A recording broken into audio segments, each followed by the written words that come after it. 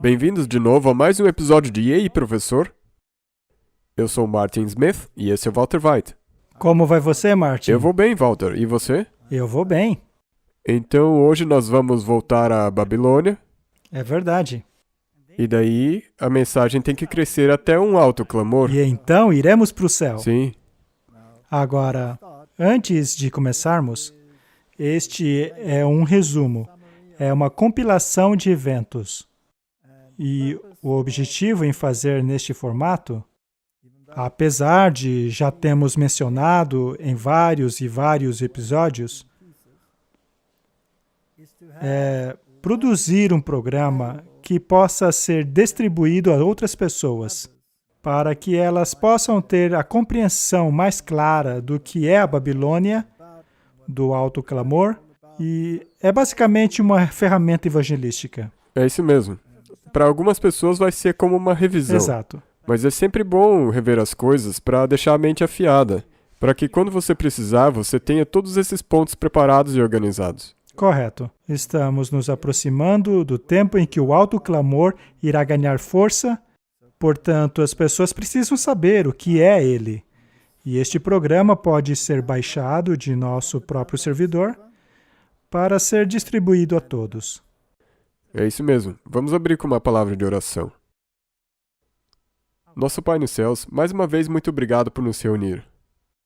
Senhor, nós pedimos que mais uma vez Tu ilumine nossas mentes e abençoe essa conversa. Ajude com que os que nos assistam e nós também espalhemos isso como as folhas de outono. Em nome de Jesus, amém. Vamos começar do começo. Vejamos o que a Bíblia tem a dizer quando ela fala a respeito de Babilônia. E o que isso tem a ver com o Antigo Testamento. A beleza da Bíblia é que ela nunca fica obsoleta. Ela nunca envelhece. Pois até mesmo as histórias antigas são tipológicas. Elas, portanto, são muito importantes para o tempo em que vivemos. Sabe, é muito interessante isso que você está falando, porque desde que eu comecei a perceber, através das suas palestras e outras palestras também, que tem a tipologia, quando eu leio a Bíblia, muitas possibilidades se abrem, porque você aplica isso a você mesmo e acaba percebendo como isso é relevante ainda para os dias de hoje e... É realmente impressionante. A Bíblia diz que nem só de pão viverá o homem, mas de cada palavra que sai da boca de Deus.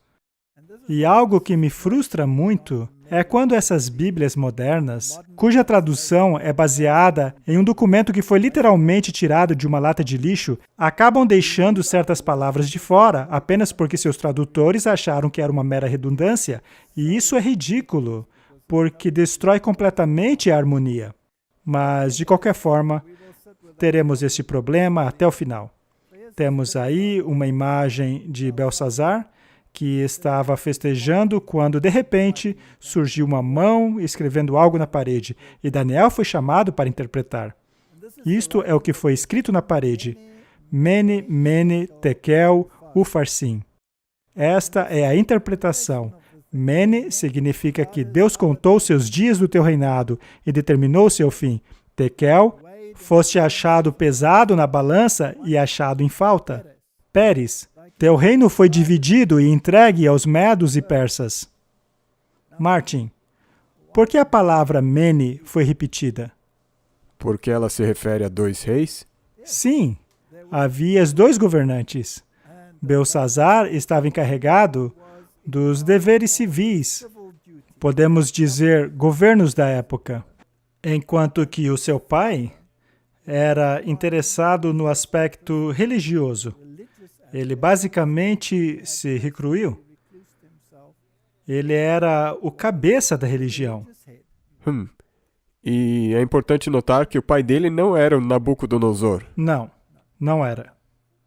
O que temos aqui são 2 menes. E os 2 foram contados e achados em falta. Mene, mene, Deus contou os dias do reinado e determinou seu fim. Quer dizer, tanto a esfera civil quanto a religiosa. é a reunião entre igreja e Estado. Portanto, é muito importante salientar esta repetição que ocorre aqui. Esta foi a queda de Babilônia literal, que, segundo a Bíblia, nunca seria reconstruída. Nunca. E, de fato, ela nunca foi reconstruída. Na verdade, ela nunca seria reconstruída e ocupada. Parte dela foi reconstruída para servir de museu. Porém, não existe nenhuma cidade chamada Babilônia no mundo hoje. Portanto, este é um ponto de partida muito interessante. A queda de Babilônia. Os seus dois aspectos caíram. Vamos agora a Apocalipse 18, que fala sobre o alto clamor.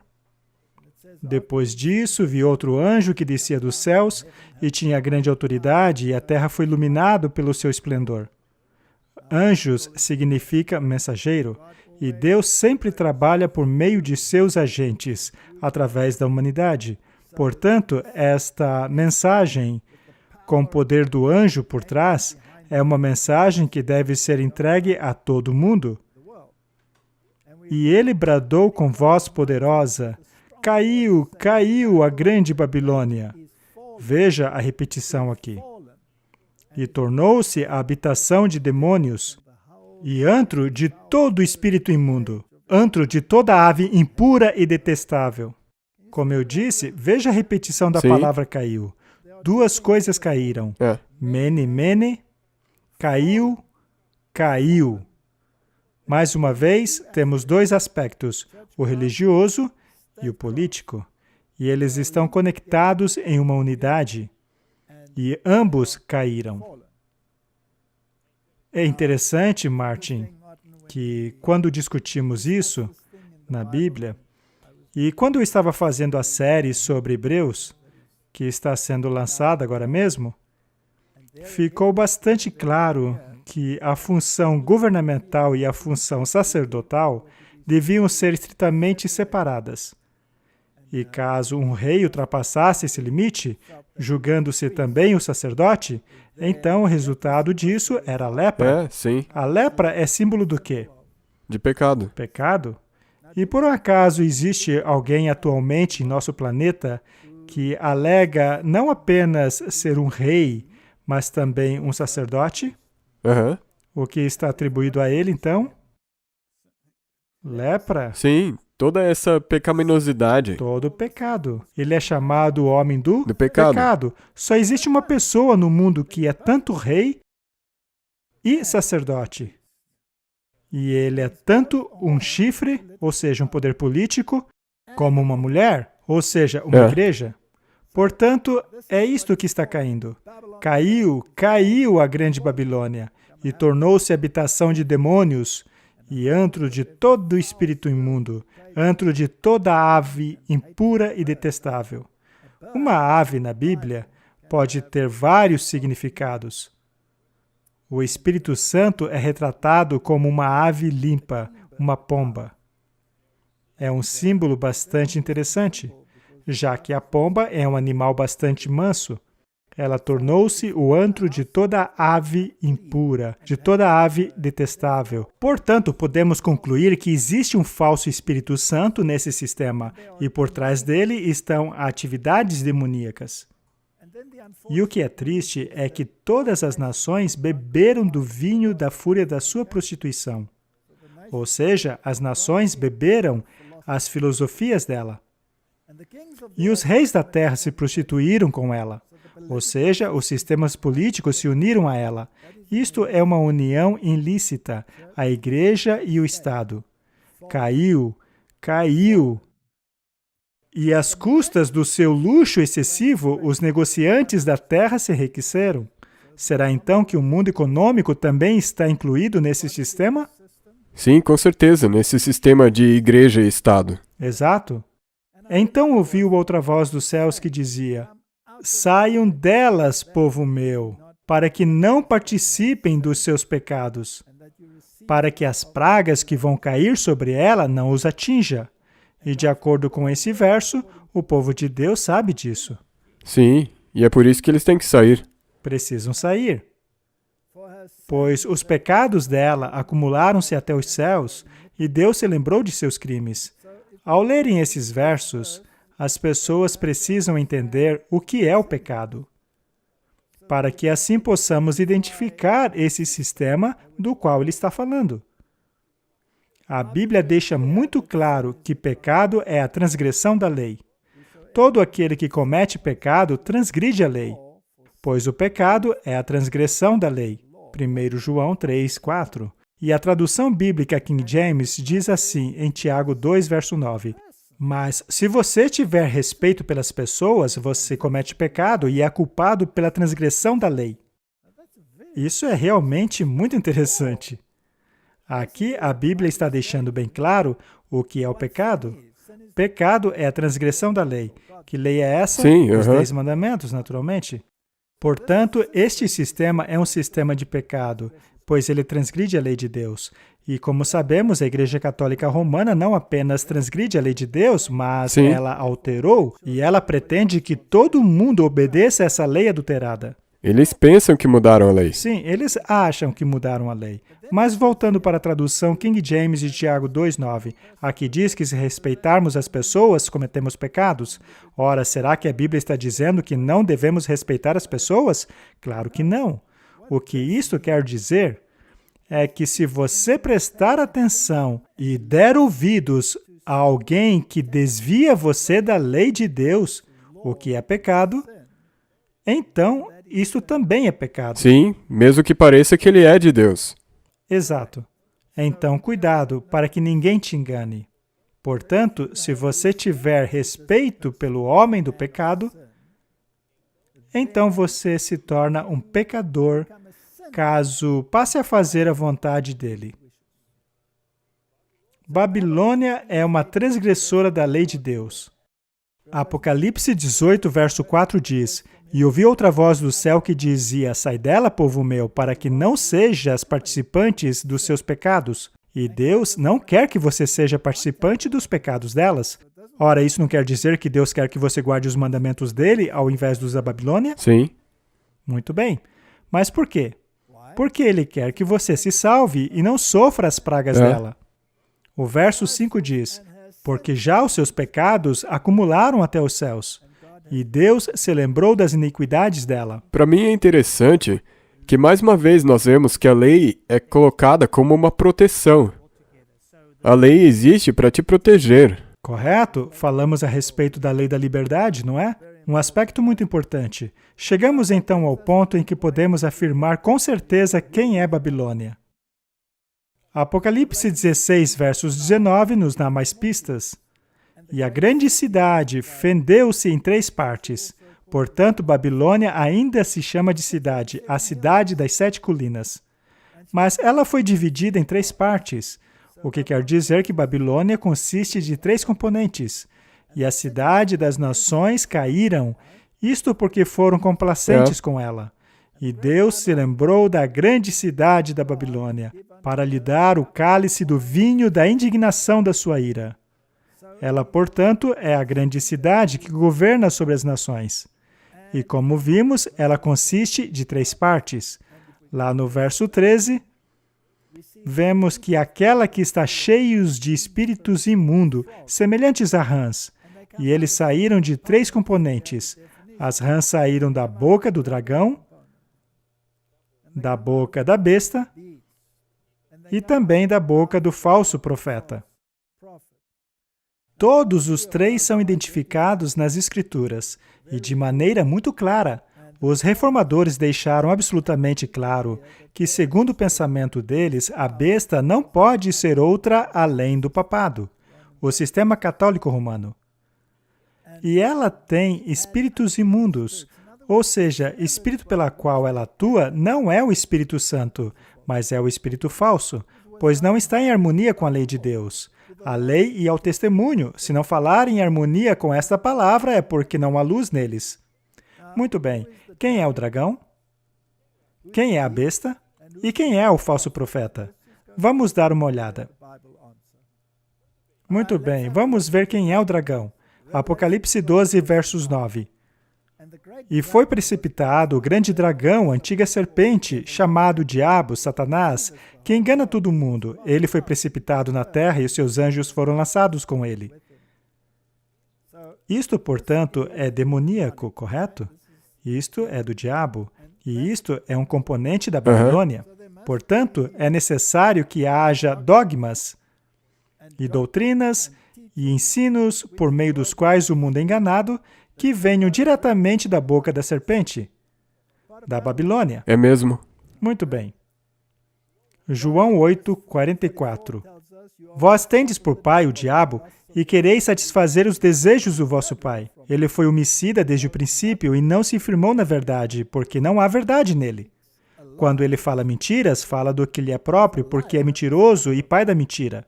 Portanto, a grande maioria das coisas que vêm de Babilônia são mentiras. Mentiras e enganos. Mentiras e enganos. Em todos os níveis, não se pode confiar nada que vem daquela boca. Não Mas o mesmo. mundo está maravilhado com ela. É, porque ela parece tão enfeitada e bonita. É apresentada de uma maneira atraente. E o dragão também é ardiloso. Ele trabalha em segredo. Vejamos as mentiras do dragão. Então a serpente disse à mulher, certamente não morrereis. Porque Deus sabe que no dia que dele comerdes, se abrirão os vossos olhos e sereis como Deus, sabendo o bem e o mal. Muito bem, estas são as 3 mentiras da serpente. Ela alega que não existe morte, ela alega que seremos como Deus, e também que nós mesmos podemos decidir o que é bom e mal. Ou seja, você não precisa de Deus para lhe dizer o que é certo ou errado. Estas são as 3 mentiras. Vamos voltar a elas daqui a pouco. Vamos à besta agora. Apocalipse 13, 1. E eu me pus sobre a areia do mar e vi subir do mar uma besta, ou seja, ela emergiu do meio das nações. Ela tinha 7 cabeças e 10 chifres. E sobre os seus chifres, 10 coroas, e sobre as cabeças, um nome de blasfêmia. Estes são os mesmos atributos do chifre pequeno, como é descrito lá no livro de Daniel. É um poder blasfemador. Ele controla as nações. E a besta que vi era semelhante ao leopardo. E os seus pés eram como de urso, sua boca como de leão. E o dragão deu-lhe o seu poder e o seu trono e grande poderio. Portanto, a aliança entre o dragão e este poder é firme como rocha. E possui todos os componentes da profecia de Daniel, do capítulo 7. Ela era como leopardo, ou seja, possuía a filosofia grega. Também era como urso, ou seja, tinha a filosofia medo-persa. E também falava como leão. Este é o componente babilônico. E o dragão lhe deu o seu poder. Só existe um poder que se enquadra nisso. E todos os reformadores diziam que esse poder é o sistema católico romano. Veja, não estou falando das pessoas, estou falando do sistema. E a filosofia dela é baseada na filosofia grega. Filosofia da lei natural, filosofia grega. Será que ela acredita na condição dos mortos, quando Deus diz, vós certamente morrereis? Ou acredita na imortalidade pregada pela serpente? Acreditaram na serpente, Muito purgatório. bem. Então temos que ver isso. E no capítulo 17 de Apocalipse, temos ainda mais informações. E veio um dos 7 anjos que tinha 7 taças e falou comigo dizendo-me, isto se refere ao tempo final desta criatura. Pois o anjo possuía a taça da praga em sua mão. Isso é um pouco antes do fim. E ele me disse, venha, mostrar-te-ei a condenação da grande prostituta, que está sentada sobre muitas águas. Eu vou te mostrar essa igreja apóstata. Pois na Bíblia, uma prostituta, espiritualmente falando, é um sistema apóstata. Ela se assenta sobre muitas águas, o que quer dizer que ela está em muitas nações, com a qual se prostituíram os reis da terra, e os que habitam na terra se embebedaram com o vinho da sua prostituição. Isto quer dizer que os habitantes da terra preferem acreditar nela do que em Deus. Sim, eles acreditaram completamente. E a versão da lei que ela apresenta é a versão do dragão. não Sim, é? porque é ele que está por detrás disso tudo. E ele é um mentiroso. É. Então essa versão é mentirosa. E levou-me em espírito a um deserto e vi uma mulher assentada, ou seja, a igreja, assentada sobre uma besta de cor escarlate, que estava cheia de nomes de blasfêmias e tinha 7 cabeças e 10 chifres. Esta besta vermelha é a mesma besta de 7 cabeças em uma forma diferente, que encontramos em vários lugares diferentes. Apocalipse 11, capítulo 12, capítulo 13, capítulo 17, e aquela que é vermelha surge das profundezas do abismo. Portanto, é uma força demoníaca, é algo do diabo, e a mulher estava vestida de roxo e vermelho, adornada com ouro, pedras preciosas e pérolas, e tinha na sua mão um cálice de ouro cheio das abominações e imundícias da sua prostituição. A adoração ao sol era um grande problema nos tempos de Israel, não é? Bem, a única igreja no mundo que utiliza o símbolo de uma mulher com uma taça de ouro na mão é Roma. É. Ninguém mais faz isso. E os jesuítas chegam até mesmo a retratar a mulher com cálice de ouro na mão e da hoste na forma do disco solar, com as letras IHS dentro deles, que por sua vez é o símbolo da ordem dos jesuítas. Isso é adoração a Baal, a Beelzebu. Mistério, a grande Babilônia. Ela é misteriosa, secreta. Eles fazem tudo na escuridão e por baixo do pano. Exato. E na sua testa havia um nome escrito: Mistério, a grande Babilônia, a mãe das prostituições e abominação da terra. Este sistema, portanto, tem filhas, que também são prostitutas. Ou seja, elas também praticam a mesma apostasia que a sua mãe pratica, pois elas engoliram suas doutrinas. Mas quem seriam essas filhas? Bem, na Idade Média, ela não tinha filhas. Ela era a única. Ela era a única. Mas então, o protestantismo saiu e se separou dela. E é interessante que no Concílio de Trento, quando o arcebispo de Reggio entrou no conselho, depois da disputa entre se a Bíblia deveria ser a norma ou se a tradição deveria ser a norma, ele disse aos protestantes: vocês guardam o domingo. E isto é a marca da Igreja Católica, a marca de sua autoridade. Então, vocês mesmos não seguem a Bíblia. Vocês, na verdade, seguem os ensinamentos da Igreja Católica. Portanto, vocês não passam de rebeldes. E ela mesmo diz que um dia suas filhas voltarão a ela. Hoje existe um concílio ecumênico e todas elas estão sentadas nele. É interessante que... Irão todas juntas para o inferno. E quem que é a cabeça? Ainda é a mãe. Sim, ela é a mãe. Mas é interessante que ela tem a sua própria organização. Suas filhas estão no concílio ecumênico, mas ela está mexendo os pauzinhos de forma que as filhas estão voltando para a mãe. Eu vi esta mulher bêbada com o sangue dos santos, o sangue das testemunhas de Jesus. E quando a vi, maravilhei-me com grande admiração. Esta prostituta cavalga sobre a besta, ou seja, elas têm aspirações políticas, mas sendo uma mulher, ela também tem aspirações religiosas. Vejamos os que os reformadores fizeram com isso. Esta aqui é uma ilustração que fizeram para a Bíblia de Martim Lutero. Em sua Bíblia, ele retrata os reis do mundo, como podem ver aqui, ajoelhando-se em adoração a uma besta sobre a qual está sentada a mulher, mas veja como na cabeça da mulher colocaram uma tiara tríplice do Papa. O que os reformadores tinham a dizer sobre isso? As bulas e livros papais rugem como um leão. Nenhum cristão pode ser salvo sem ser obediente e sujeito a ele em tudo o que ele quer, tudo o que ele diz, tudo o que ele faz.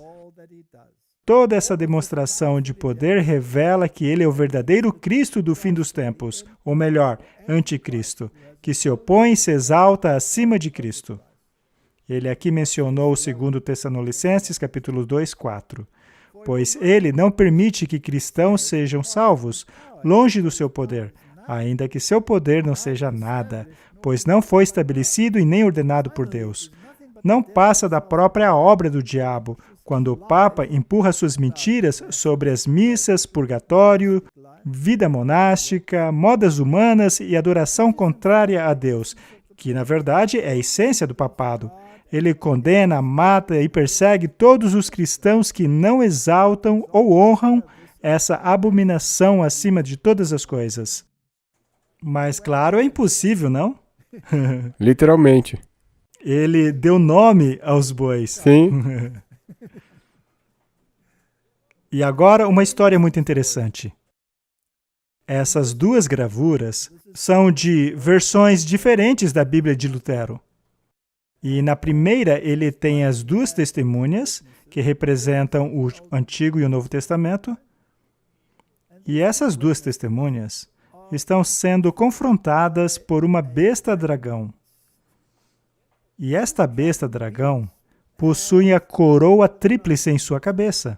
Naturalmente, está querendo dizer que a besta é Roma. Esta é a tiara papal. O dragão está se opondo às duas testemunhas. E provavelmente houve oposição de alguns estadistas da época dele. Então, quando saiu a próxima edição, a mesma figura estava lá. Temos aí as duas testemunhas, mas ao invés da tríplice coroa do dragão, colocaram em sua cabeça uma coroa normal de rei. Acho que eles falaram para ele, não fale tão abertamente assim. Não seja tão claro. Uma vez que Lutero se convenceu de que o papado romano era o anticristo, ele fez questão de retratar isso em seus escritos, utilizando artistas que tinha à sua disposição, Lucas Cranach, para reforçar isso visualmente. Ele fez com que Cranach retratasse a besta que vem do abismo com a tiara tríplice do Papa, para acompanhar Apocalipse 11 na primeira edição de setembro de 1522 de sua tradução do Novo Testamento. Provavelmente por causa de reclamações do Conselho Imperial de Regência, Reichsregiment, a tiara papal teve que ser substituída na segunda edição, de dezembro de 1522, por uma coroa simples. Aí não era mais tão óbvio. Lutero não ficou contente com isso. Então, na próxima edição, a gravura trazia mais uma vez as duas testemunhas, mas o dragão estava ainda maior, mais feio e, de novo, com a tríplice coroa do Papa. Tornando mais claro ainda. Ele fez ainda maior. Quando a tradução de Lutero de toda a Bíblia estava sendo preparada para publicação em 1534, e o ainda não identificado manuscrito da oficina de Cranach estava ainda preparando os cortes de madeira para ela, baseando-se em grande parte no desenho anterior de Cranach, a coroa tríplice papal foi recolocada. E Christoph Walter, que era um revisor e letrista da oficina de impressão de Hans Luft, em Wittenberg, confirmou que Lutero não somente era responsável pela tradução, como também pela maior parte das artes.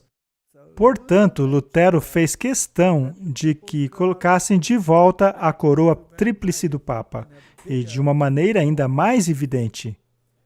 Esta guerra tem sido travada há muito tempo. E você pode notar que essa mesma guerra, ela é travada até mesmo entre pessoas que falam a mesma língua. Correto? E esta guerra ainda é travada hoje? Sim. Não chame o Papa de anticristo. Não provoca não. Especialmente no concílio ecumênico. De jeito nenhum, é proibido demonizar esses indivíduos. Agora precisamos saber quem é o falso profeta. Já descobrimos quem é o dragão e a besta, mas quem é o falso profeta? Bem, lembre-se de que ela tinha filhas que saíram dela. E as únicas igrejas que saíram dela foram as igrejas protestantes. Em Apocalipse 19, 20, é dito que a besta foi presa e com ela o falso profeta. E então ele descreve o que fez esse falso profeta. Ele realizou sinais milagrosos em nome dela, com os quais enganou os que receberam a marca da besta e adoraram a imagem dela. Temos aí um sistema religioso no qual os milagres exercem grande papel de convencer as pessoas que seja lá o que estão fazendo está em harmonia com a vontade de Deus, quando na verdade não está. Isto então é muito interessante. E os dois foram lançados no lago de fogo e enxofre. Esse falso profeta deveria saber o que estavam fazendo. Ele tinha tudo à sua disposição. Por exemplo, essas gravuras que mostramos. Ainda assim, se assenta com a prostituta em concílios ecumênicos. E pregando a doutrina dela, ele segue o Papa em vez de Cristo. Na verdade, eles tiveram a oportunidade. Eles saíram, Sim. mas daí eles voltaram. Elas voltaram. As minhas filhas voltarão. Eu não sofrerei perda de filhos. Ela é muito arrogante. A segunda besta de Apocalipse 13 está associado a esse falso profeta. E a segunda besta, lemos lá no verso 11, então vi outra besta que saía da terra com 2 chifres como cordeiro, mas que falava como dragão. Esta besta tem 2 chifres. E como já vimos, a mão na parede escreveu Mene, Mene. E Apocalipse, referindo-se à Babilônia, diz, caiu, caiu. E aqui temos 2 chifres. Um representa a esfera do Estado e o outro da religião. E essas 2 esferas falam como dragão. Sim, são parte de um Correto? cordeiro. Parece uma entidade religiosa cristã. Sim, por causa do cordeiro, Isso mesmo. mas que fala como dragão. E nós já vimos quem é que dá poder à primeira besta. O O dragão. dragão. Então, seja lá qual for a linguagem que fala esta primeira besta, que é a linguagem do dragão, agora a segunda besta passa a falar igual. Estes são os protestantes da América falando como dragão. Quando sobem no púlpito, tanto os políticos quanto os religiosos, eles falam a linguagem da primeira É besta. mesmo. E já mostramos isso repetidamente em nossas palestras, que ambas estão em harmonia perfeita. Chegaram até a assinar documentos conjuntamente no Vaticano, assumindo que estão em harmonia com Roma. Só que Roma é mentirosa, de acordo com a Bíblia. Exatamente. E a segunda besta exerce toda a autoridade da primeira besta. A primeira besta era o poder perseguidor. Se você não dava ouvidos a ela, havia sérias consequências. A Santa Inquisição. Você sabe. E essa segunda besta faria a mesma coisa. Ela forçaria as pessoas, pois é dito aqui que ela fazia a terra e seus habitantes adorarem a primeira besta, cujo ferimento mortal havia sido curado. E como forçar as pessoas? Criando legislações que forcem o povo a certas normas e padrões que foram transformados em lei. E estas leis, na verdade, pertencem à primeira besta, Exatamente. Roma. E como essa besta convencerá o povo de que Deus está aparentemente ao lado dela? Por esses milagres aí que nós mostramos. Correto? E sabemos que é o falso profeta quem faz os milagres. Vamos ler de novo. Ele faz grandes sinais, de maneira que até fogo faz descer do céu à terra à vista dos homens, e engana os que habitam na terra com sinais que lhe foi permitido que fizesse na presença da besta. Veja que é o falso profeta que executa o milagre. E ele está de conluio com... E ele está de conluio com a primeira besta. Então, Martin, o fogo descendo do céu é símbolo do derramamento do Espírito Santo. Mas as aves são impuras.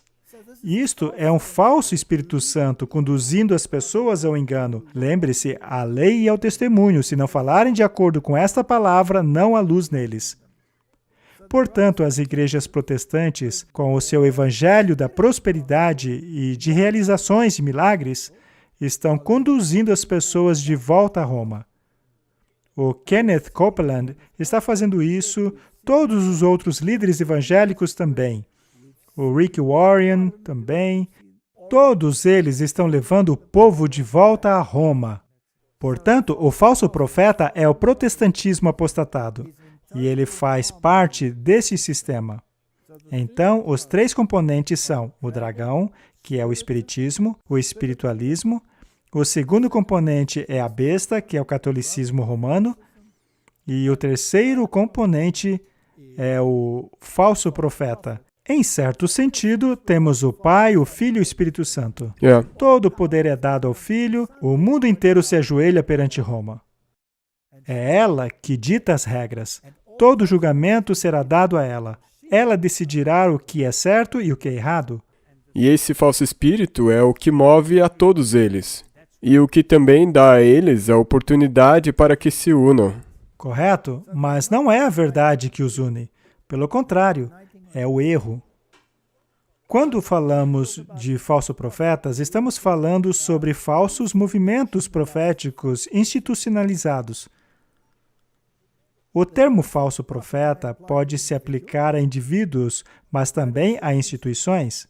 Nos dias anteriores ao protestantismo, havia largamente apenas um falso profeta, como instituição, que era Roma. Quando o protestantismo partiu-se em facções e manifestou-se no mesmo espírito de perseguição em relação àqueles que divergiam dele, assim como Roma tinha feito, surgiram muitos falsos profetas. Na verdade, Cristo alertou contra esses falsos profetas. Jesus disse em Mateus 24:11, muitos falsos profetas surgiriam e enganariam a muitos. Acabamos de ler que a segunda besta é enganadora. Quantas denominações cristãs existem por aí? Milhares, não é? Alguns dizem que é cerca de 3.000. Amados, não acreditem em qualquer espírito, mas testem o espírito se é de Deus, porque muitos falsos profetas surgirão pelo mundo. Não devemos focar em indivíduos, mas também Sim. em instituições. Todas essas milhares de instituições que pregam o evangelho da prosperidade e que também alegam que a lei foi abolida. O curioso é que eles seguem a lei do Papa. Ridículo. Jeremias 51, versos 9. Teríamos curado Babilônia, mas ela não foi curada. Abandone-a e vamos cada um para sua própria terra, pois o julgamento dela chega até os céus e eleva-se tão alto quanto as nuvens. Este é o alerta sobre Babilônia típica, a Babilônia original. Ele a teria curado, mas ela não pode ser curada. Portanto, abandone-a, saia dela, fuja dela. E quando ele a teria curado? Desde o início. Eles tiveram a chance. Nabucodonosor, Sim. ele aceitou a verdade. Exatamente. Mas as próximas gerações foram de mal a pior, até que finalmente chegou o Mene Mene, Tekel, Ufarsim. Era o fim da Babilônia. Então, fuja da Babilônia, pois ela vai ser destruída. O mesmo acontecerá com a Babilônia antitípica. Apocalipse 19:20. Mas a besta foi presa e com ela o falso profeta. Estes são os sistemas religiosos do cristianismo, catolicismo e o protestantismo apostatado. Eles fizeram milagres, com os quais enganou os que receberam a marca da besta e adoraram a imagem dela. Os dois foram lançados vivos no lago de fogo que arde com enxofre. O diabo terá que esperar mais 1000 anos antes de ser finalmente destruído. E também esse aí de Apocalipse, também como em Jeremias, poderia ter sido curado. Teve a chance de ser curado. Houve um movimento protestante. Tiveram a chance. Sim. Houve o Concílio de Trento, tinham a palavra de Deus, mas não, colocaram as tradições acima da palavra de Deus.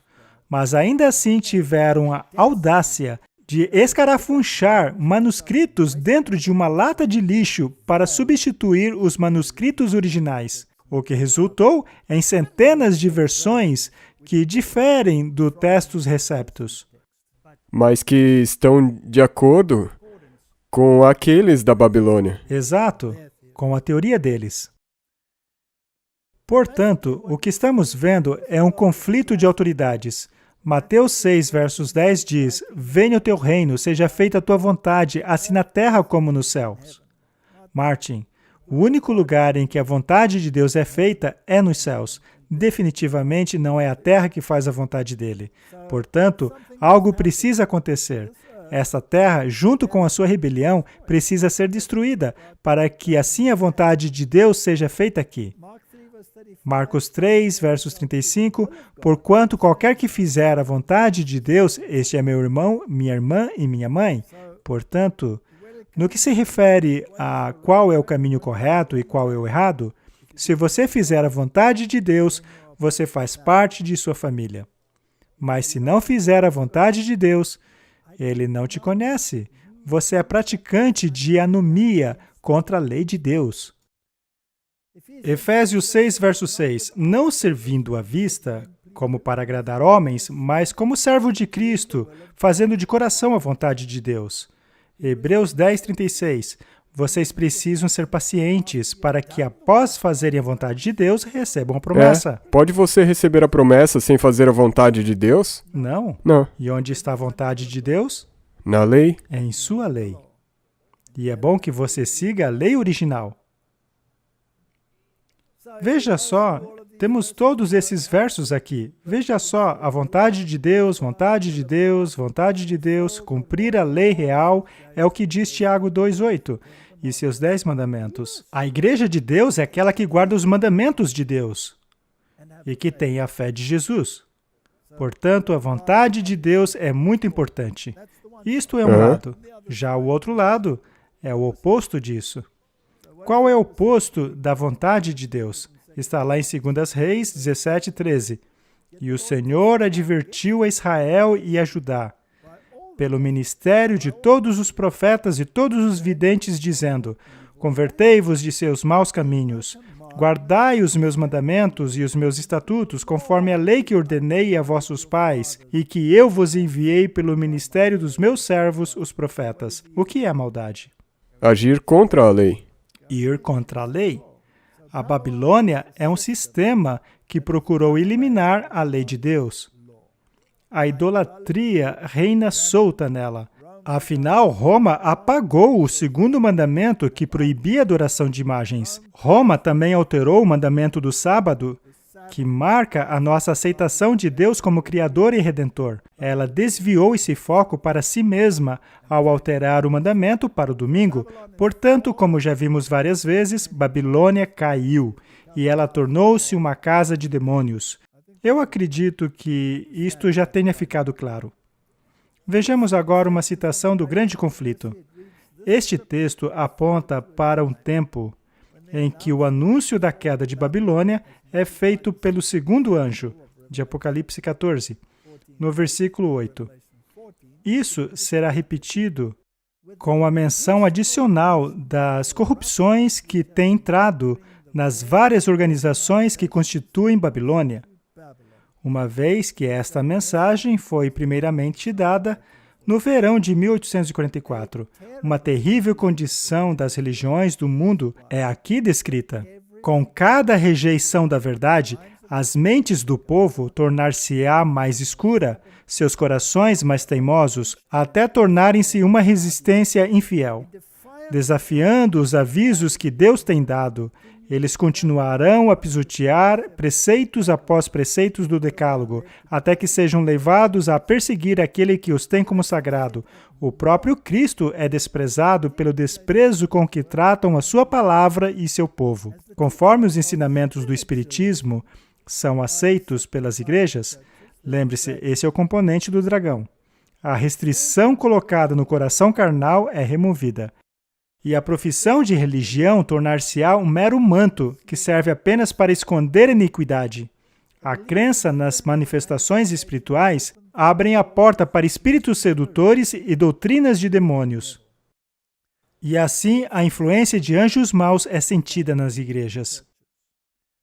É incrível. Os jesuítas chegam até mesmo ao ponto de dizer que podemos usar a ciência revelada por demônios, pelo próprio diabo. É claro, por meio de sessões espíritas e outras manifestações. Eles, portanto, estão trabalhando juntos com essas manifestações. E aquele falso espírito também foi introduzido e, como nós acabamos de ler, agora é percebido como sendo um espírito bom. Correto. Agora, apenas para deixar bem claro, que nós não estamos sendo injustos aqui. Devemos encontrar as doutrinas da serpente, as mentiras da serpente, dentro do sistema. Vamos fazer isso? Gênesis 3:1. E ele disse para a mulher: é verdade que Deus disse assim? O que foi que a serpente disse? Ela disse que nós certamente não morremos. Será que Roma também ensina isso? Este é o catequismo da Igreja Católica. A Igreja ensina que cada alma espiritual é imortal. Ela não perece quando é separada do corpo pela morte. Essa igreja acredita em Deus ou na serpente? Na serpente. Mas será que eles foram simplesmente enganados ou eles sabem que Deus disse algo diferente? Vamos lá. Nova Enciclopédia Católica. A imortalidade. No Antigo Testamento, a alma não é parte do homem, mas todo o homem, como um ser vivente. De maneira semelhante, no Novo Testamento significa a vida humana, a vida de um sujeito consciente e individual. Exegeses recentes mantêm a ideia de que o Novo Testamento não ensina a imortalidade da alma no senso helenístico de sobrevivência de um princípio imortal depois da morte. Então eles sabem. Eles admitem que a Bíblia não ensina isso, mas eles ensinam. Isso é espiritualismo, é uma abominação a Deus, é a doutrina do dragão. Portanto, desafiando a palavra de Deus, eles admitem crerem na serpente. Esta é a doutrina oficial deles. É mesmo, diretamente. É interessante que tanto Lutero como Tyndale apoiavam a ideia do sono da alma. Ou seja, de que os mortos não sabem de nada, eles serão ressuscitados, seja para a vida ou para a morte eterna. Para a destruição total, os maus morrerão. Quem se apegar ao seu pecado morrerá. Não existe um estado intermediário no qual você pode jogar pôquer ou ter grandes festas em um lugar onde eles glorificam como inferno.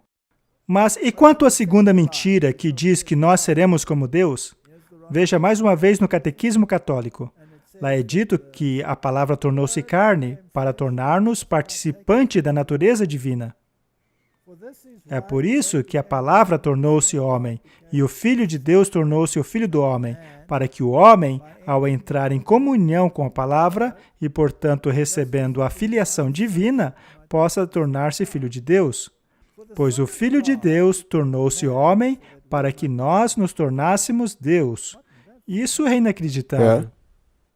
Isso é nova era. Sim.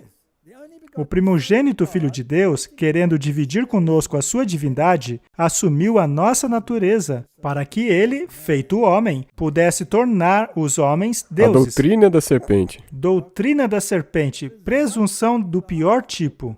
E este é um ensinamento oficial da Igreja Católica. Se eu me sento na mesma mesa que ela, dizendo que tenho o mesmo propósito que ela, eu estou pecando contra Deus, não certo? é? Alegações papais de divindade. Apesar das numerosas alegações dos papas medievais de serem Deus na Terra, os papas modernos não ficam distantes dessas alegações. O Papa Leão XIII disse o seguinte: nossos pensamentos voltaram-se para a imensa multidão daqueles que são estranhos à alegria que preenche todo o coração católico. Alguns porque estão em absoluta ignorância do Evangelho e outros porque se afastaram da crença católica, ainda que carreguem o nome de cristãos. Este pensamento tem sido e é uma fonte de grande preocupação para nós. Percebeu que nós é com letra maiúscula? Ele está se comparando a Deus. Isto é arrogância. É impossível pensar numa porção tão grande da humanidade desviando-se do caminho correto, enquanto eles se afastam de nós. Veja de novo, letra maiúscula. O pequeno chifre falaria blasfêmias, isso aí é blasfêmia. Correto? E não experimentando o sentimento de tristeza interior, mas uma vez que nós ocupamos nesta terra o lugar do poderoso Deus. Isto é arrogância do pior tipo. E uma vez que eles são infalíveis, essas alegações não podem ser retiradas. E quanto à terceira alegação, conhecendo o bem e o mal, Catequismo da Igreja Católica, artigo 3, liberdade do homem. Deus criou o homem como um ser racional, conferindo a ele a dignidade de uma pessoa que pode iniciar e controlar suas próprias ações. Deus quis que o homem pudesse ser deixado nas mãos do seu próprio conselho, para que ele pudesse, de seu próprio consentimento, buscar o seu Criador e assim alcançar sua plena e abençoada perfeição apegando-se a ele. Isso é bíblico, Martin? Não. A Bíblia diz que ninguém busca Deus, nem sequer um. Nenhum. E essa é a razão pela qual o mundo se encontra no estado que ele está. Se tão somente vocês tivessem dado ouvidos aos meus mandamentos, a paz de vocês seria como um rio.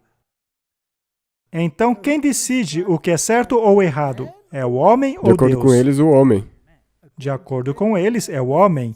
Esta é a doutrina da serpente, é a doutrina do diabo. É, E se você se assenta em harmonia com esse sistema, você está pecando. Devemos fazer o contrário, devemos sair dela. sim. Desde o Vaticano II, o significativo e amplo consenso em literatura teológica moral. Antes de continuar, eu quero enfatizar quem está dizendo isso. É Richard Gula, Razão Informada pela Fé. Ele é um professor jesuíta, um professor de teologia. Isto aqui é a doutrina católica, é a doutrina da serpente. A pessoa humana é um ponto de partida mais apropriado para elaborar sobre o sentido da moralidade em geral e prover o critério fundamental necessário para lidar com questões morais específicas.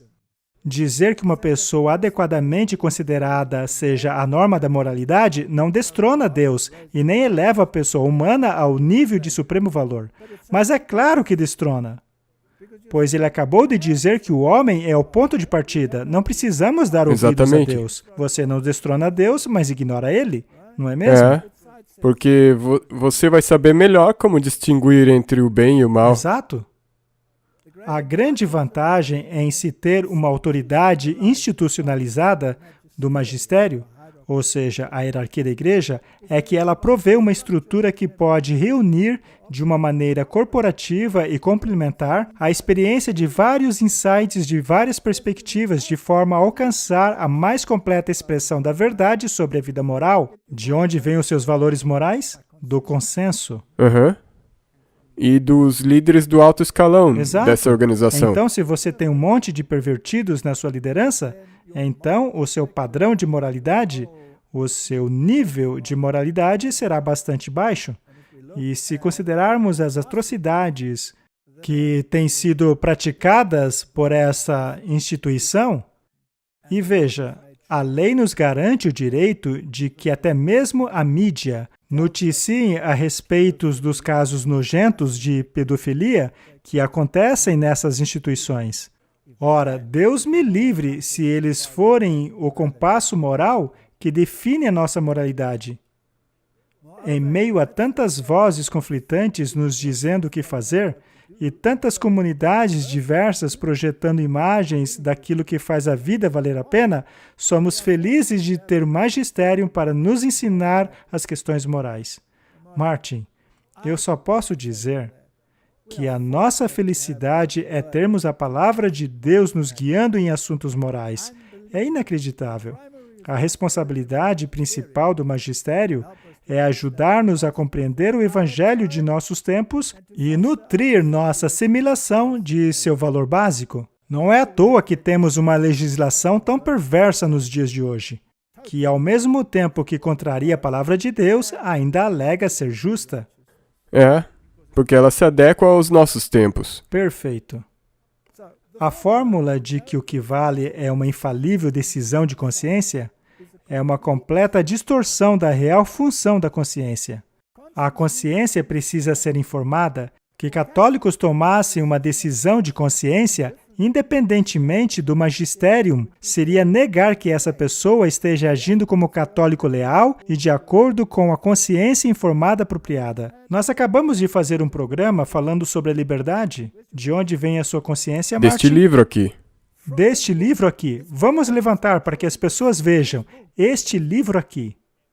É dele que vêm as informações sobre como a nossa consciência deve se portar, mas eles dizem que não. É, eles até dizem que você nem mesmo é um católico se você não acreditar no que eles te dizem. É isso mesmo. E isso também se aplica a todas as outras denominações que sentam em conselho ecumênico com esse mesmo sistema. Exato. Eles estão ignorando doutrinas básicas da Bíblia para ficarem de bem com eles. Podem dois andarem juntos sem que concordem? Não, e como a sua consciência será afetada se você fizer isso? É algo inacreditável. Mas as pessoas podem dizer, mas esse aí é o papado da Idade Média. Só que não. Na verdade, este papado é de todas as eras. Vejamos este artigo sobre a autoridade do Papa, onde essa pergunta foi feita. Em outros folhetos católicos, mostramos que os pais da igreja reconheceram que Jesus tornou Pedro a rocha na qual ele construiria a sua igreja, dando a Pedro uma primazia especial, de forma que Pedro foi a Roma e lá deixou os seus sucessores. Agora eu vou pular lá para baixo, em negrito. Por causa da sua origem superior, todas as igrejas devem concordar com Roma. Isso é muita arrogância. E são eles mesmos falando. E nessa altura, todos estão acreditando nisso. Até onde eu saiba, aquele livro ali é a minha norma. Mas de acordo com a norma deles, eles podem pregar filosofias gregas o quanto quiserem, mas isso não é bíblico. O Papa é arrogante, a ponto de se assentar num grande trono branco em meio a 2 querubins de ouro e 4 criaturas viventes em redor dele. Isto é uma blasfêmia inacreditável. E eu quero salientar que o Papa atual já fez isso diversas vezes. Isto apenas mostra que ele é tão culpado quanto os seus antecessores. Porque Deus, na Bíblia, é representado como estando sentado dessa maneira aí. Seria este o sistema babilônico? Sim. Mas só para nos certificarmos, vamos deixar os jesuítas falarem. Como isto influencia o uso das Escrituras? De acordo com Roma, a tradição católica moral tem apoiado-se em 2 fontes para adquirir seu conhecimento moral, a Escritura e a lei natural. A lei natural é a grega, né? Filosofia grega. Pelo fato de preocupar-se tanto em encontrar um terreno comum para a vida moral que todos os povos possam endossar, a tradição católica tem dado preferência à lei natural como a fonte primária de seu conhecimento moral. Veja como eles põem a Bíblia de lado descaradamente, apesar de dar uma aparência bíblica à teologia moral. Gente, isso é muita arrogância. Apesar de dar aparência bíblica à teologia moral, a prova de texto não permite que as Escrituras façam parte do tecido da reflexão moral teológica. Martin, as pessoas precisam fugir de Babilônia para que não sejam participantes de suas pragas. Este sistema vai ser jogado nas profundezas do inferno, no lago de fogo. Se você insistir em se apegar a esse sistema, então tenha certeza que você vai parar no lago de fogo. Pelo fato de estarem sujeitos às condições históricas, os textos bíblicos precisam ser interpretados a fim de serem aplicados às situações contemporâneas. Ou seja, reescreva a Bíblia do jeito que for melhor para você. Sabe, e isso aí já está sendo soado em muitas denominações diferentes. O tempo todo. A alta crítica diz, nós temos que aplicar a Bíblia aos nossos tempos. Seja na questão do aborto, ou na questão da homossexualidade, ou na questão de igualdade de gêneros, não importa o assunto. Para eles, a Bíblia precisa ser reinterpretada. Mas não, a Bíblia deve ser compreendida do jeito que está. É você que tem que se sujeitar à norma dela, e não a Bíblia se sujeitar à sua norma patética. Martin, eu acho que eu preciso me acalmar. Estou fervendo como um bule aqui. É que essas atrocidades babilônicas me tiram do sério. Martin, este é um livro muito bom. Ele é de 1946, é chamado A Bíblia e a Igreja Romana. Mas não é tão antigo assim, 1946. Bem, é anterior a você, não é? Um pouquinho antes. Um pouquinho anterior. Eu acho que um pouco antes de você também. Por 3 anos. Eu estava quase lá. Mas veja o que as pessoas escreveram naquela época. Sabe, Martin, o meu coração anseia por teólogos e pregadores que ainda preguem a palavra de Deus. Eu quero a minha igreja de volta. Os reformadores tinham as Escrituras Sagradas como a única regra para a fé e prática. Acontece que os filhos da Reforma acabaram jogando essa regra pela janela. Eles a fizeram em pedaços pelas mãos ímpias dos críticos. E junto com a Bíblia, vai o Deus da Bíblia. E ao culparmos Roma pela idolatria literal de sua veneração de imagens, relíquias e por aí em diante, ela retruca com a acusação de idolatria intelectual, na qual o protestantismo, havendo rejeitado a revelação de Deus, acabou criando um novo Deus, o produto do pensamento apóstata. Roma não tem medo do modernismo.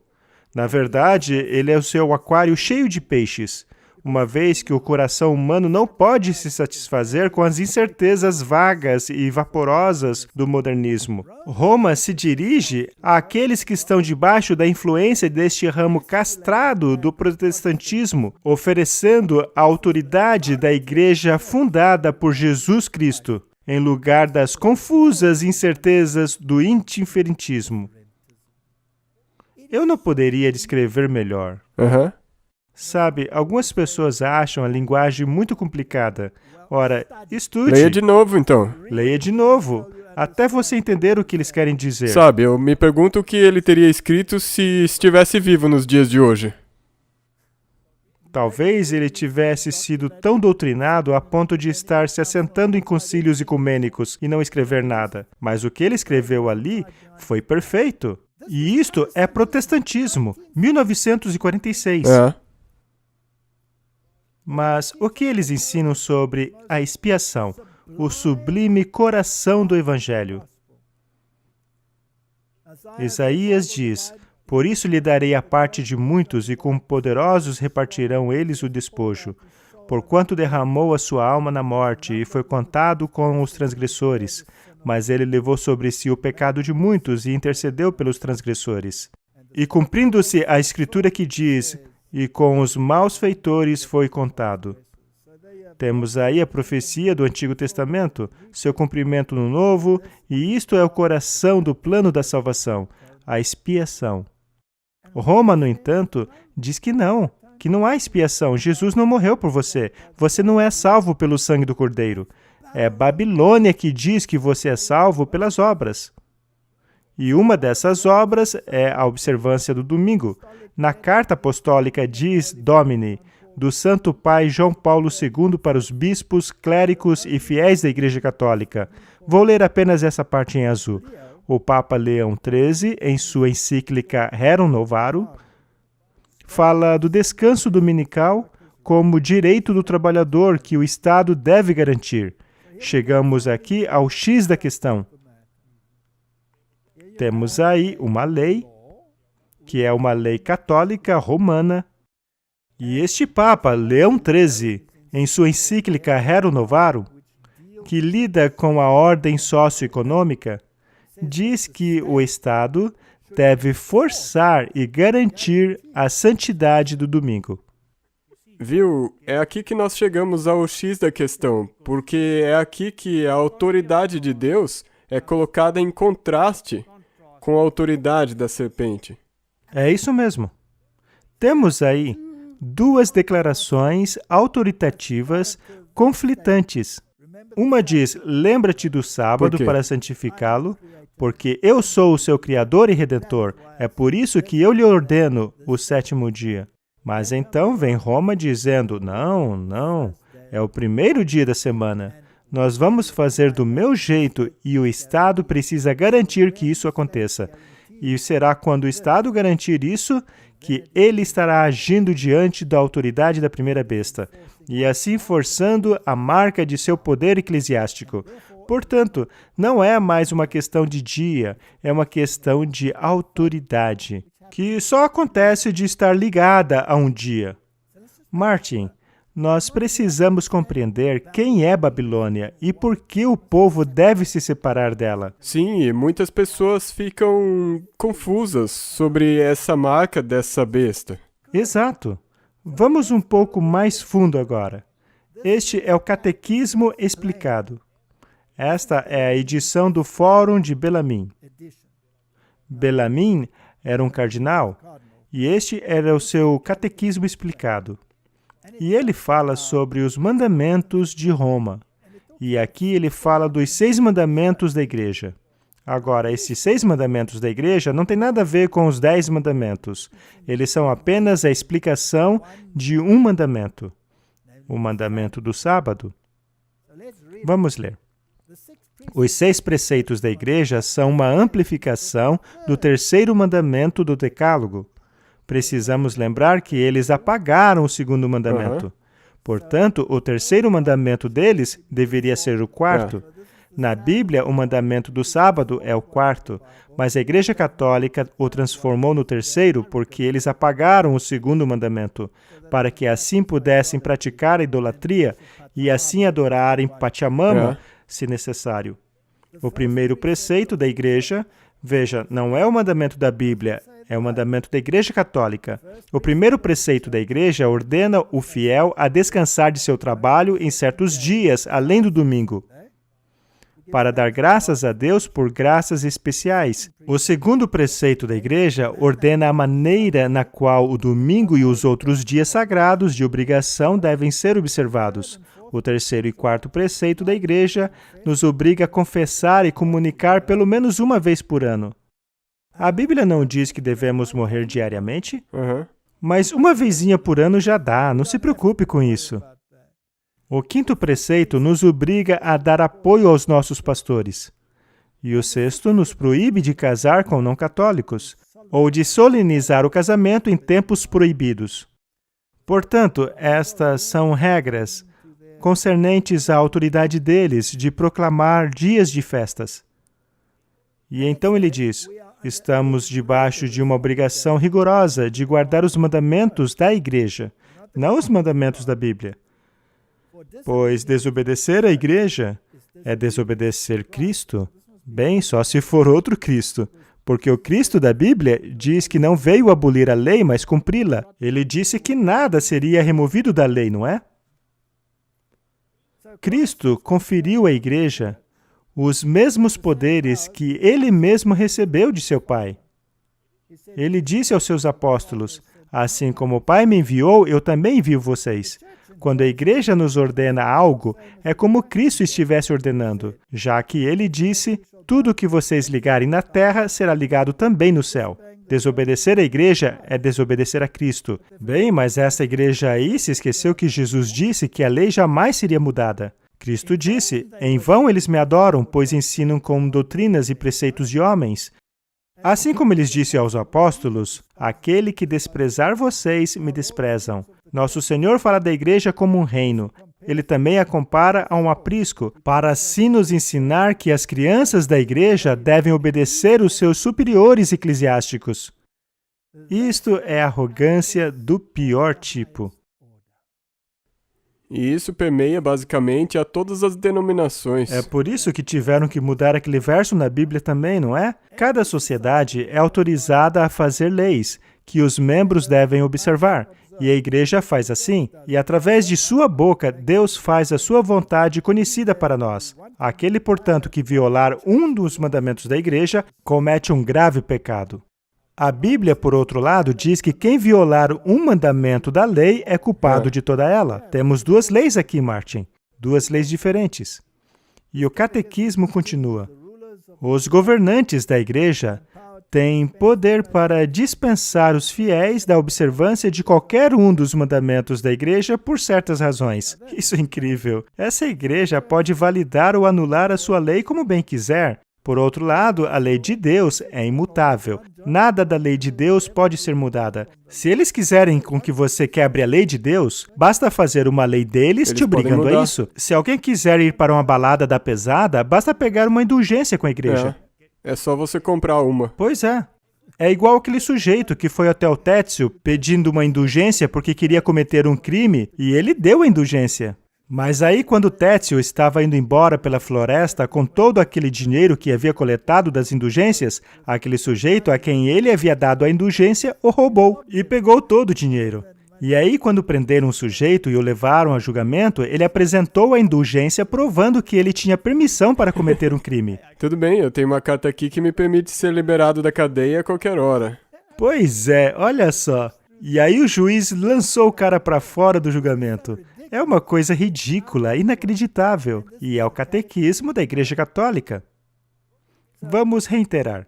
O primeiro mandamento da Igreja, veja, este é o mandamento mais importante da Igreja. É a observância dos domingos e feriados.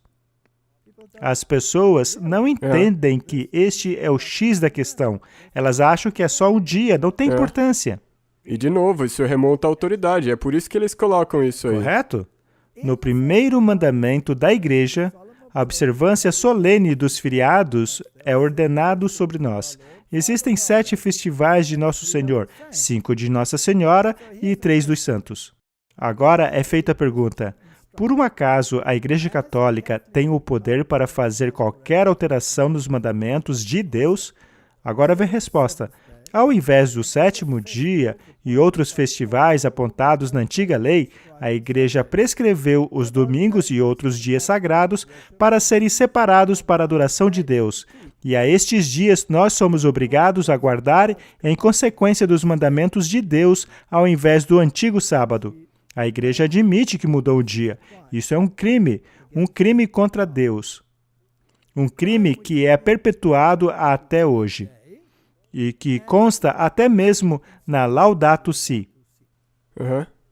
O Papa Francisco escreveu o seguinte na Laudato Si: negociações internacionais não podem fazer progressos significativos graças às posições tomadas por países que colocam seus interesses nacionais acima do bem comum global. Portanto, os reis do mundo devem dar o seu poder à besta. Eles não podem ser autônomos. Têm que fazer a vontade da besta. É isso que ele disse. E que também é o que Apocalipse previu que aconteceria. E nós vamos ver, já está acontecendo. É verdade. E então ele continua escrevendo e deixa bem claro o seguinte: o universo se desdobra em Deus, que preenche-o completamente. Portanto, existe um significado místico a ser encontrado em uma folhinha ou na trilha de uma montanha, uma gota de orvalho no rosto de uma pessoa pobre. Isso é puro panteísmo, não se trata de um Deus pessoal. Ele pode ficar com o Deus dele, mas o meu Deus é o da Bíblia. E então ele toca na questão do domingo. No domingo, a nossa participação na Eucaristia tem especial importância. O domingo, assim como o sábado judeu, deve ser um dia para curar os nossos relacionamentos com Deus, com nós mesmos, com os outros e com o mundo. Ele também proclama o descanso eterno do homem em Deus. Espera um pouquinho aí. Isso está em contradição direta à palavra de Deus. Temos aí todos os elementos da Babilônia moderna. E as igrejas, incluindo as igrejas protestantes, estão alinhadas a isso. O Noticiário Independente Católico diz assim: vamos guardar o jubileu para a terra, uma semana Laudato Si, e aí eles falam do domingo, o domingo da criação. Primeiro anualmente e depois semanalmente.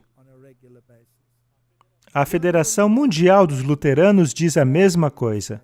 Também prega o jubileu, um descanso para a terra. E a Aliança Europeia pelo Domingo luta pelo direito de desconectar e pela necessidade de um dia de descanso comum na Europa. Este é um convite para um webinar de 2021, portanto, eles querem que todos os cidadãos da Europa estejam sujeitos ao domingo. De quem é essa lei, Martin? Roma. É a marca da besta. Quão proeminente é Roma considerada pelo mundo? E especialmente a segunda besta de Apocalipse. Sim, aquela besta que tem a aparência de um cordeiro com seus 2 chifres. Correto. Este daqui é o John Kerry. Como todos já sabem, ele é membro do Caveiras e Ossos. Do capítulo 322 dos Illuminatis, que foi fundada por Aram Weishaupt, que aliás era um jesuíta. É claro que alguns alegam que ele era um jesuíta apóstata, mas a verdade é que não. A verdade é que ele tornou-se apenas um jesuíta de manto curto. Ele estava fazendo o trabalho dos jesuítas disfarçado. Ele só passou a agir de maneira oculta. Temos as sociedades secretas, a religião do dragão, os reis do mundo, a segunda besta, e vamos ver como ele considera a moralidade da primeira besta. Vamos ver. Você está numa missão muito importante aqui na Europa. Poderia nos dizer por que incluiu uma visita ao Papa em uma viagem cujo objetivo é falar sobre mudança climática? Bem, o Papa é uma das maiores vozes da razão, além do fato de que ele possui autoridade moral na questão da crise climática. Ele tem estado à frente. Ele é o líder. A sua encíclica Laudato Si é um documento muito, muito poderoso. não é apenas eloquente, mas muito persuasivo. E eu acho que a voz dele será uma das vozes de liderança na conferência de Glasgow. Como pode os Estados Unidos, como uma superpotência, e a Santa Sé, sendo um país tão pequeno, apesar de ter autoridade moral, colaborar entre si na luta contra a mudança climática? Bem, sabemos que o Santo Padre é uma das vozes mais poderosas do planeta. Ele tem sido extraordinário em sua eloquência ao chamar as pessoas a serem racionais e tomarem uma atitude, a viverem como seres humanos responsáveis e cuidarem da criação de Deus. A mensagem dele é que todos nós devemos ser mordomos desta criação. Mas por que ele está acima dos políticos e não está envolvido em nossos conflitos nacionais? Eu acho que ele pode, você sabe, sacudir as pessoas um pouco e conscientizá-las de nossa obrigação comum. Eu penso que o Santo Padre tem autoridade moral em relação às nossas obrigações uns com os outros, uma vez que todos nós precisamos nos levantar e trabalhar juntos. E por causa das divisões do mundo, das polarizações, os conflitos ideológicos, a voz dele é mais importante do que nunca. Sabe, Martin, nada é por acaso. Você reparou na sala em que ocorreu essa entrevista? Você viu o quadro lá atrás? Do Papa Francisco. Pois é, tem um quadro enorme do Papa Francisco lá atrás. E ele o está exaltando, enchendo a bola dele, dizendo que ele é o padrão da moralidade. Sim, ele disse isso, o padrão da moralidade. Exato. O Papa alerta contra o elitismo, a crueldade e o individualismo extremo. Ninguém pode ser individualista, todos devem seguir o magistério. Se você decidir seguir apenas a Bíblia, você está encrencado. O princípio do bem comum na doutrina social da Igreja Católica. Todo mundo tem o direito de aproveitar as condições da vida social que são conquistadas pela jornada do bem comum. Distribuição dos bens comuns, etc. O bem comum é definido pelo papado. Cada nação e cada indivíduo deve sujeitar-se a ele. O Papa conclama as nações a trabalharem em direção a um bem comum global. Sozinho, o Estado não tem mais condições de garantir o bem comum para a sua nação. O bem comum tornou-se global e as nações devem associar-se a ele para o seu próprio benefício. Seria este um cumprimento da profecia? Sim, 100%. E com essas palavras, ele reconhece que todo mundo já comprou essa ideia. É verdade. Será que os reis do mundo então já deram seu poder à besta? Sim. Infelizmente. Vamos ver agora o que os jesuítas têm a dizer. Esta é a própria besta do abismo abrindo a sua boca. E ela diz assim: as raízes conceituais do bem comum estão nas filosofias gregas e romanas como objetivo da vida política, do bem da cidade. Isso é muito importante, Martin, porque todos nós sabemos que eles estão se referindo à cidade espiritual de Babilônia e ao dever confiado aos líderes civis. Martin, por um acaso a filosofia grega e romana é bíblica? Não, mas isso qualifica eles de acordo com aquela descrição bíblica dessa besta. Exato, porque ela tem um corpo de um leopardo, assim como os componentes de Roma nela. É exatamente disso que se trata a Babilônia. E nós devemos decidir aonde nossa moralidade e dever dos líderes civis deve se originar. Quando os líderes civis nos dizem para fazermos coisas contrárias à nossa consciência, coisas que estão em harmonia com a Babilônia, chegou a hora de dizermos não, eu seguirei a Bíblia. Mais um artigo, promovendo a liberdade religiosa. Pelo fato de sempre estarem falando sobre isso, as pessoas dizem, mas Roma é a favor da liberdade religiosa. Eu já ouvi gente de nossa própria igreja dizer que Roma mudou. Agora ela é a favor da liberdade religiosa. Ora, mas devemos ver qual é a definição dela de liberdade religiosa. Está escrito assim: esperamos que, ao mostrarmos às pessoas o que a nossa liberdade religiosa nos permite fazer, isto é, servir o bem comum, nossas liberdades religiosas serão respeitadas. Ou seja, apenas se você seguir a filosofia grega e romana, nós garantiremos a você a liberdade de exercer a sua religião. Mas se você seguir a Bíblia, você não estará seguindo o bem comum. Assim você será um inimigo. Ou seja, você é livre enquanto você fizer o que nós mandarmos. Exato. Vamos ler aqui então. A liberdade religiosa jamais deve tornar-se liberdade de adoração, já que o nosso relacionamento com Deus se estende além da adoração. Martin, isso é uma blasfêmia tão grande que eu chego a ficar chocado que alguém tenha a audácia e a petulância de escrever algo assim. Isso é ridículo, sabe? É que nem dizer sobre a meditação. Nós queremos ir além do que a Bíblia disse. Exato. Nós diremos o que você deve fazer. Esqueça a Bíblia. Este é um sistema completamente blasfemo. A única maneira de se salvar é sair fora desse sistema. Continuemos a ver como eles pensam.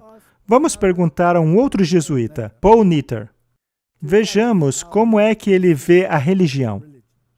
Jesus, o profeta cheio do Espírito, ora, isso já é o suficiente para me dar náuseas. O foco de sua vida e relacionamentos era o reino de Deus. Isto significa que ele não era, como os seus seguidores normalmente são, centrados na igreja. Sua principal preocupação não era aumentar a adesão de seu próprio movimento, comunidade. Na verdade, era transformar o coração das pessoas para assim transformar a sua sociedade. Mas não foi Jesus que disse que o reino dele não era deste mundo? Ele veio para chamar as pessoas para fora deste mundo. É o oposto do que ele diz ali. Este é o ponto. Este é o cerne do problema. O dualismo cristão tem exagerado tanto a diferença entre Deus e o mundo que ele tornou-se incapaz de mostrar que os dois formam uma unidade. Mas, Martin, a Bíblia diz com todas as letras em Tiago 4, verso 4, que a amizade com o mundo é inimizade contra Deus.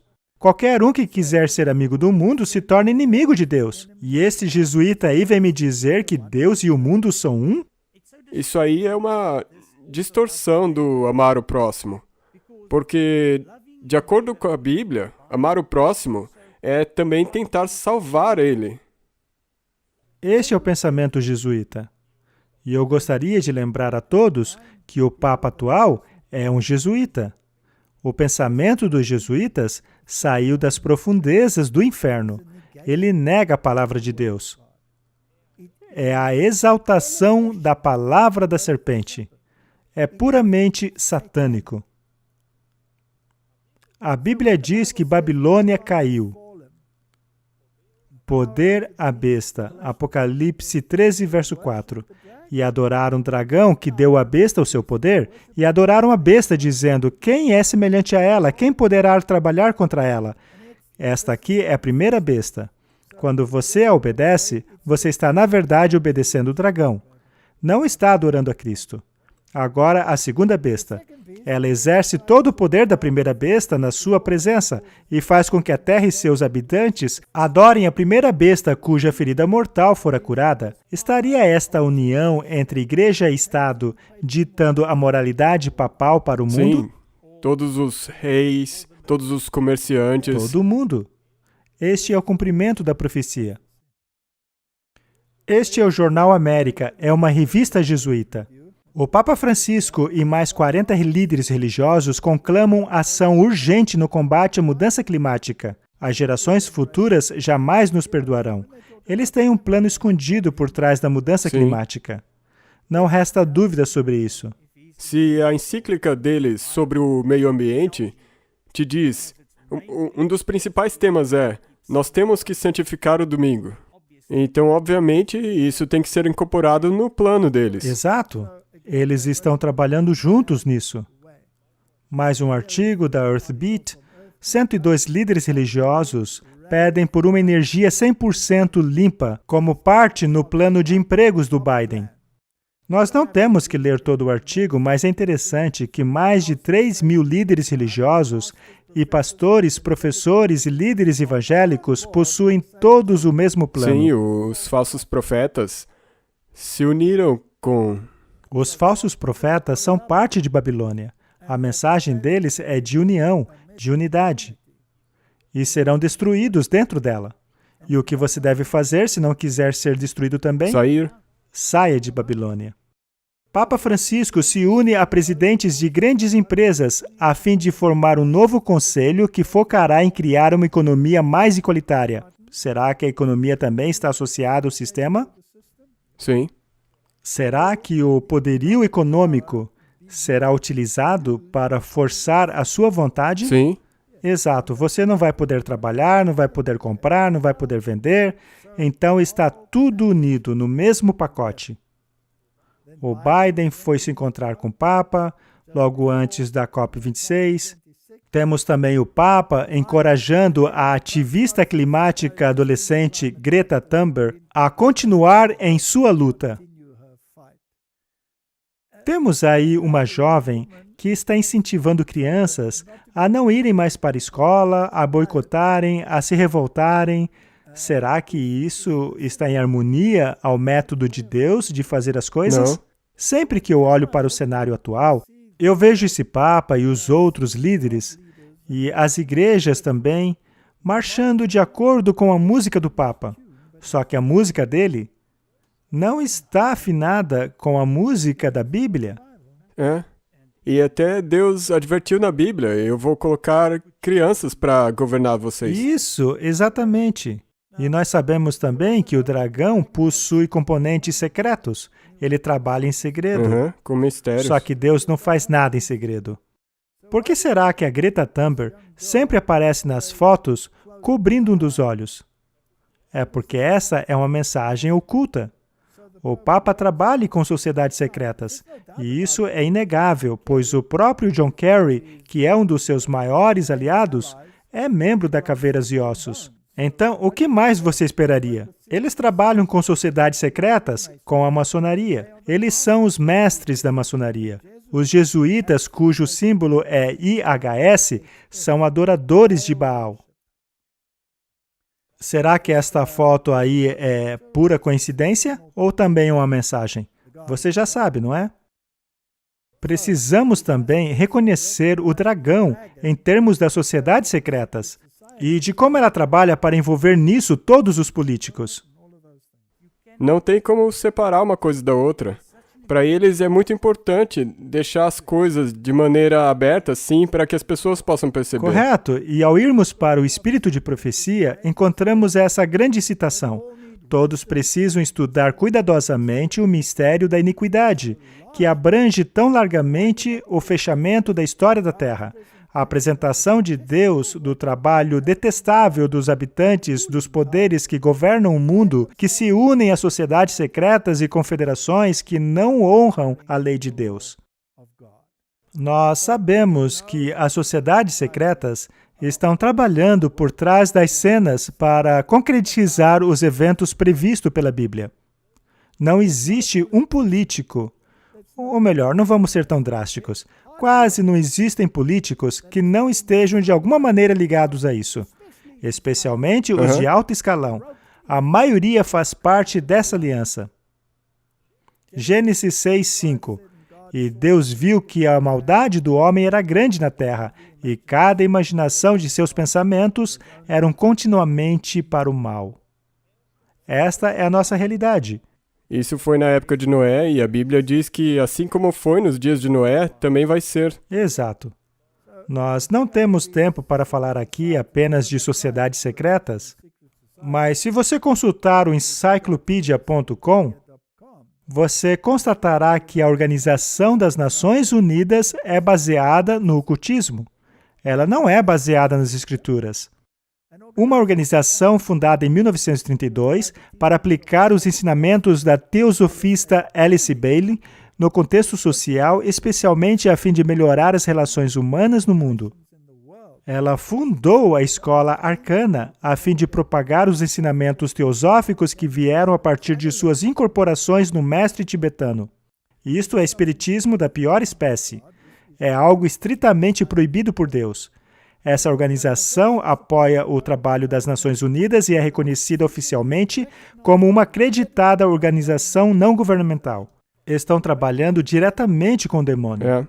Essa sociedade teosófica era a Lucifer Trust, que depois tornou-se a Lucis Trust. Uma de suas atividades tem sido a formação de triângulos, uma cadeia de indivíduos que empregam o pensamento construtivista em uma meditação diária em grupos de 3. Eles fazem visualizações, grandes invocações. Isso é ocultismo da pior espécie. E é parte do sistema babilônico. Eles trabalham em segredos. E apenas para deixar claro, vamos mostrar mais uma vez aquele vídeo, só para mostrar que os políticos, os líderes religiosos, a mídia e todo o mundo do entretenimento é praticamente parte do sistema. A Babilônia é um sistema gigantesco. Sai dela, povo meu. E esse é o sinal do mestre do segundo véu. Viu? Puramente maçônico. Você não aprende essas coisas na rua. Agora, é assim que geralmente é executado em ambientes públicos.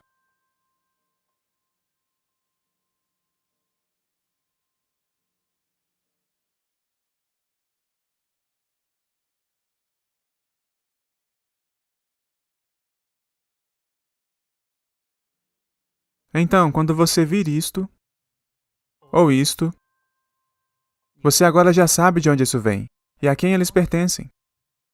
Veja Craymon na primeira página da revista de circulação privada de maçonaria. Oficialmente um maçom, com seu colega de irmandade Tony Abbott, e ele está fazendo isso.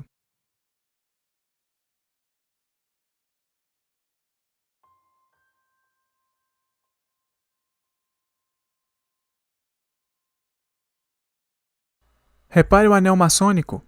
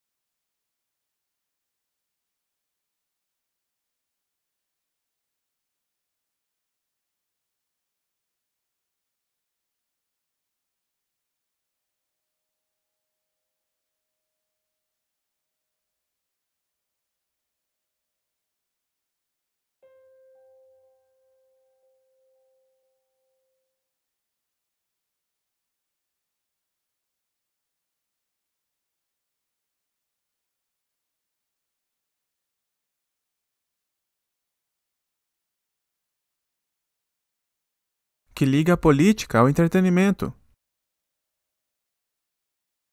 De Boris Johnson à realeza.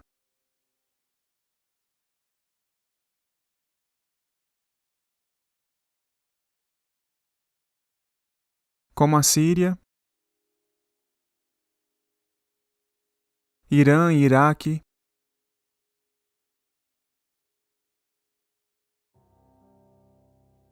Palestina e Israel,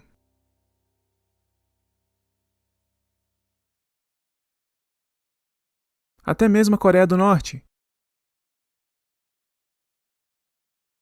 Presidentes da China e do Japão, da dinastia bancária Rothschild, aos papas.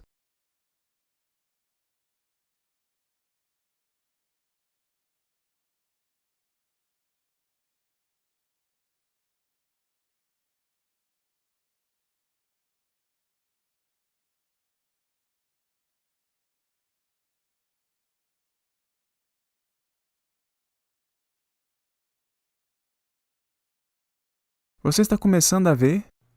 Martin, eu acho que nem precisamos mais explicar o que as pessoas acabaram de assistir. Já mostramos isso várias vezes, mas apenas para ter toda a informação em um programa, decidimos mostrar novamente esse vídeo.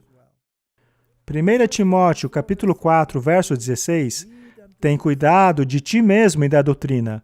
Persevera nessas coisas, porque fazendo isso te salvarás, tanto a ti como aos que te ouvem. Ou seja, não se percam nos ensinamentos da serpente. 2 Pedro 1,19. E temos muito firme a palavra dos profetas, a qual bem fazeis em estai atentos, como uma luz que alumia em lugar escuro, até que o dia amanheça e a estrela da alva apareça em vossos corações. Não ignore a Bíblia, não dê ouvidos ao que está saindo da boca de Babilônia. Separe-se de todos eles. É por isso que Apocalipse 18, verso 4, se aplica tão bem ao nosso tempo. Esta mensagem encontrará sua proclamação completa em nosso tempo. E ouvi outra voz do céu dizendo, sai dela, povo meu. Se você está dentro de algum sistema que está associado à Babilônia, seja por meio de concílios ecumênicos, ou por sociedades secretas, ou afiliações políticas. Ou através dos ensinamentos que você ouve na sua igreja. Sim, por estarem afiliados à Babilônia, é a hora de sair, para que não sejas participante dos seus pecados e não incorras nas suas pragas. Josué 24:15. Porém, se vos parece mal aos vossos olhos servir ao Senhor, escolhei hoje a quem sirvais. Deus nunca vai forçar você. Se aos deuses a quem serviram os vossos pais que estavam além do rio, ou aos deuses dos amorreus em cuja terra habitais, mas quanto a mim e minha casa, serviremos ao Senhor. Esta é a última decisão da humanidade. Ou você está com esse sistema ou está contra ele. Não existe em cima do muro. Que Deus nos dê toda a sabedoria para escolhermos os caminhos de Deus ao invés dos caminhos dos homens. Vamos orar. Querido Pai, Babilônia caiu.